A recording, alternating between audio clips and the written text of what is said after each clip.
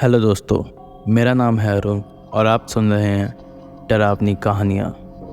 अगर आप मेरे चैनल पर नए हैं तो मेरे इस चैनल को सब्सक्राइब ज़रूर करें, खुद भी सुने और अपने दोस्तों को भी सुनाएं।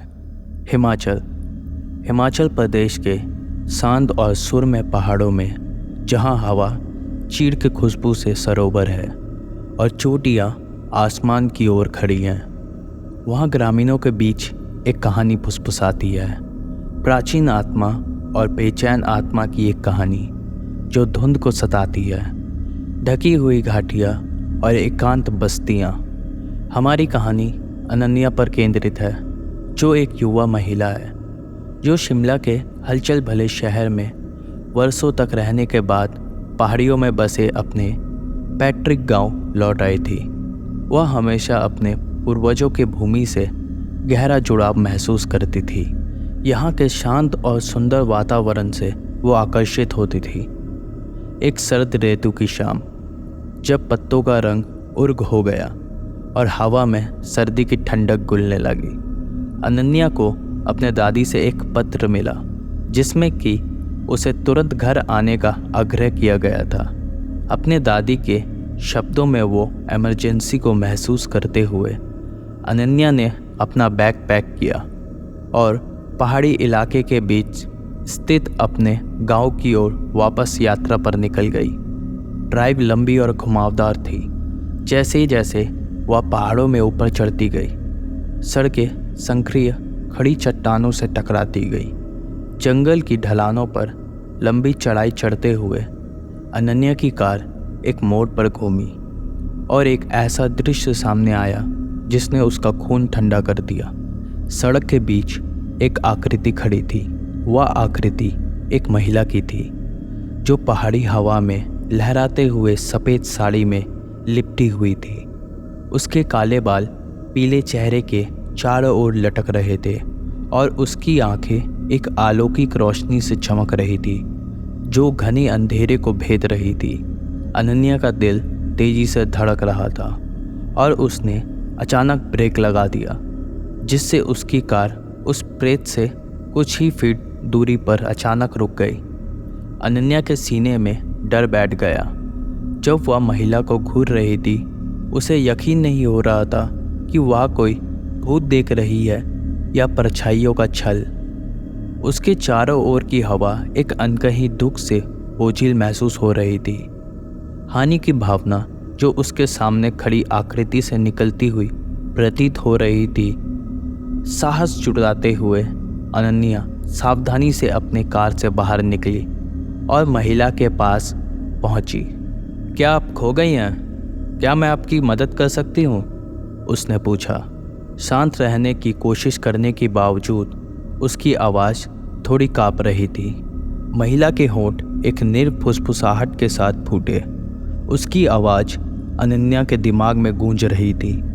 मुझे ढूंढो, मुझे ढूंढो, उसने विनती की। उसकी आंखें कुछ ऐसा मांग रही थी जिसे अनन्या समझ नहीं सकी। इससे पहले कि अनन्या जवाब दे पाती, वह महिला सुबह के सूरज में धुंध की तरह धुंधली होने लगी। उसका रूप पतली हवा में तब तक बिखरता रहा जब तक कि पहाड़ी हवा में उसकी आवाज़ की गूंज के अलावा कुछ नहीं बचा। हिल गई, लेकिन रहस्य को उजागर करने के लिए दर्द संकल्प के साथ अनन्या ने अपनी दादी के घर की यात्रा जारी रखी, जहां उसका स्वागत आलिंगन और चिंतित फुसफुसाहट के साथ किया गया। उसकी दादी, जो कि कमज़ोर थी, जब अनन्या ने अपनी दादी को इस घटना के बारे में बताया तो उसकी दादी उसे एक तरफ ले गई और सदियों पुरानी एक किंवदंती के बारे में बात की, जिसने पीढ़ियों से उनके परिवार को परेशान किया था। प्यार, विश्वासघात और ज़मीन से जुड़ी एक बेचैन आत्मा की कहानी। किंवदंती के अनुसार अनन्या का जिस महिला से सामना हुआ था, वह एक युवा दुल्हन मीरा थी, जो सदियों पहले गांव में रहती थी। मीरा को केशव नाम के एक भटकते हुए कलाकार से बहुत प्यार हो गया था, जिसने अपने भावपूर्ण धुनों से मीरा का दिल जीत लिया था। उनका प्यार वर्जित था, क्योंकि मीरा को दूसरे से वादा किया गया था। एक अमीर जमींदार जो अपने फ़ायदे के लिए उससे शादी करना चाहता था। अपने भाग्य से बचने के लिए बेताब कोशिश में मीरा और केशव पहाड़ों में भाग गए थे और चट्टानों और ढलानों के बीच छिपे एकांत गुफा में शरण ली। थोड़े समय के लिए वे आनंद में एकांत में रहे थे। उनका प्यार उनके परिवेश के प्राचीन सुंदरता के बीच खिल रहा था, लेकिन उनकी खुशी थोड़ी देर की ही थी। जमींदार ने गुस्से और ईर्ष्या से व्याकुल होकर भाड़े के सैनिकों की मदद से उनका पता लगा लिया था। एक हिंसक टकराव में मीरा की मृत्यु हो गई। मीरा की रक्षा करने की कोशिश करते समय केशव गंभीर रूप से घायल हो गया, जिसे पकड़ लिया गया और वापस गांव में खींच लाया गया। मीरा की आत्मा मृत्यु में शांति पाने में असमर्थ रही। तब से पहाड़ों में भटक रही है, बदलते कोहरे और फुसफुसाते हुए देवदार के पेड़ों के बीच अपने खोए हुए प्यार की तलाश कर रही है। ऐसा कहा गया है कि जिन लोगों ने उसका सामना किया था, उनका भाग्य उसकी दुखद कहानी की सच्चाई को उजागर करने और उसकी बेचैन आत्मा को मुक्ति दिलाना था। मीरा को शांति पाने में मदद करने के लिए अन्य ने गांव के इतिहास में गहरी सी खोज की, पुराने पांडुलिपियों से परामर्श किया और गांव के बुजुर्गों से मार्गदर्शन लिया। प्रत्येक रहस्य घटना के साथ उन्होंने मीरा और केशव की कहानी के टुकड़े उजागर किए। वे टुकड़े जो प्रेम और बलिदान, विश्वासघात और मुक्ति के चित्रांकित करते हैं। एक तूफानी रात अपने द्वारा खोजे गए सुरागों से निर्देशित होकर अनन्या उस गुफा की तलाश में पहाड़ों में चली गई, जहां कभी मीरा और केशव ने शरण ली थी। जैसे ही वह धुंध से ढके ढलानों में ऊपर चढ़ी, चट्टानी इलाके में बारिश लगातार तेज हो रही थी।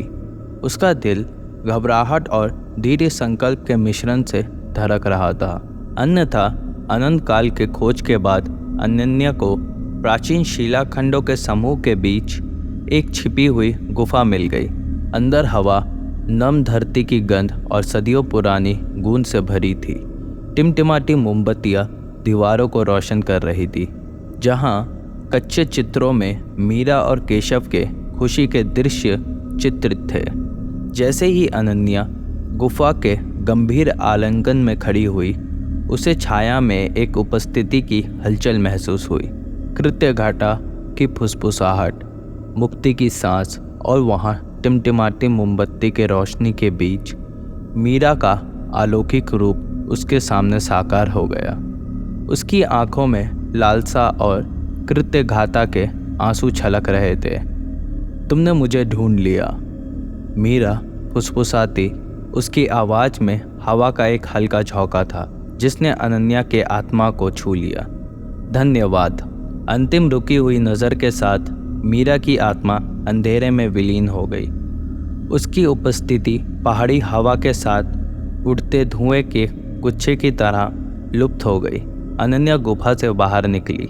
उसका दिल भारी था, लेकिन यह जानकर तेजित था कि उसने सदियों पुरानी त्रासदी को ख़त्म करने में मदद की थी। उस दिन के बाद से चंद्रावती के गांव ने अनन्या के बहादुरी और करुणा की बात की। उसे उस व्यक्ति के रूप में सम्मान दिया जिसने मीरा के बेचैन आत्मा के रहस्य को उजागर किया था, और हिमाचल प्रदेश के ऊंची चोटियों और फुसफुसाते देवदार के पेड़ों के बीच मीरा और केशव की प्रेम कहानी की कथा युगों युगों तक गूंजती रही। विपरीत परिस्थितियों और समय बीतने के बावजूद भी ये था प्रेम के सत्य शक्ति का प्रमाण।